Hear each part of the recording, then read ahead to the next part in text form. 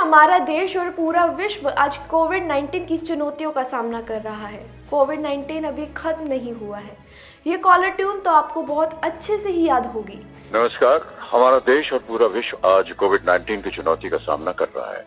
ये वो caller tune है जो बीते साल में लोगों ने सबसे अधिक सुनी है।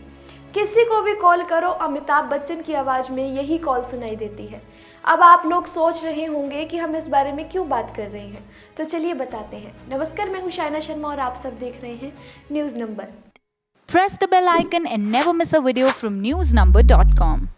कोरोना वायरस का खतरा भी कम नहीं हुआ है। सरकार कोरोना वायरस से बचाव के तरीकों के बारे में लोगों को लगातार जागरूक कर रही है। मास्क पहनने और सोशल डिस्टेंसिंग की सलाह दी जा रही है। कोरोना संक्रमण काल में सरकार ने लोगों को जागरूक करने और इस महामारी से बचाव के लिए हर मुमकिन प्रयास किया। यहाँ तक फोन पर सुनाई देने वाली कॉलर ट्यून को भी बदल दिया गया। शुरुआत में ये कॉलर ट्यून देश भर में लोगों को इस महामारी से बचाव के साथ इस बीमारी से लड़ने का संदेश दे रही थी। इसके बाद इसे अनलॉक के संदेश में बदल दिया गया। काफी दिनों से लोग फोन पर अनलॉक प्रक्रिया शुरू होने और कोरोना से बचाव का मैसेज सुन रहे थे। बाद में इस फीमेल आवाज को भी बदल दिया गया और तब से अमिताभ बच्चन की आवाज में कोरोना से सावधानी से बरतने की सलाह दी जा रही है। कॉलर ट्यून में अमिताभ बच्चन बोलते हैं, नमस्कार, हमारा देश और पूरा विश्व आज कोविड-19 की चुनौतियों का सामना कर रहा है। कोविड-19 अभी खत्म नहीं हुआ है। ऐसे में हमारा फर्ज है कि हम सतर्क रहें, इसलिए जब तक दवाई नहीं तब तक कोई ढिलाई नहीं। कोरोना से बचाव के लिए जरूरी है नियमित रूप से हाथ धोना, मास्क पहनना और आपस में उचित दूरी बनाए रखना। याद रखिए, 2 गज की दूरी, मास्क है जरूरी। अब इस कॉलर ट्यून को हटाने के लिए दिल्ली हाईकोर्ट में जनहित याचिका लगाई गई है। अब आप लोग सोच रहे होंगे कि इतना कौन परेशान आदमी था जो इस कॉलर ट्यून पर रोक लगवाने के लिए हाईकोर्ट तक पहुंच गया। ये याचिका किसने दाखिल की, अभी इस बारे में कोई जानकारी नहीं है, लेकिन इसे लेकर लोग तरह तरह के रिएक्शन दे रहे हैं। कुछ लोगों का कहना है कि अच्छा है जो ये कॉलर ट्यून हट जाए, वहीं कुछ का कहना है ये ट्यून लोगों को सचेत करती है कि कोरोना अभी भी जारी है।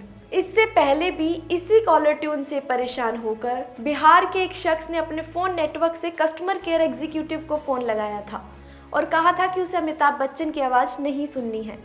जब लेडी एग्जीक्यूटिव ने उस व्यक्ति से जानने की कोशिश की कि उसे इस कॉलर ट्यून से दिक्कत क्या है, तो शख्स ने कहा कि जब भी किसी को फ़ोन करो तो पहले घड़ी घड़ी अमिताभ बच्चन की आवाज़ सुनाई देती है।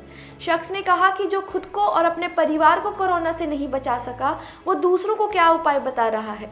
उस व्यक्ति ने इतना तक कह दिया था कि वे गजनी थोड़ी है जो भूल जाएगा। चलिए आपको एक बार ये कॉलर ट्यून भी सुना देते हैं। नमस्कार, हमारा देश और पूरा विश्व आज कोविड-19 की चुनौती का सामना कर रहा है। कोविड-19 अभी खत्म नहीं हुआ है।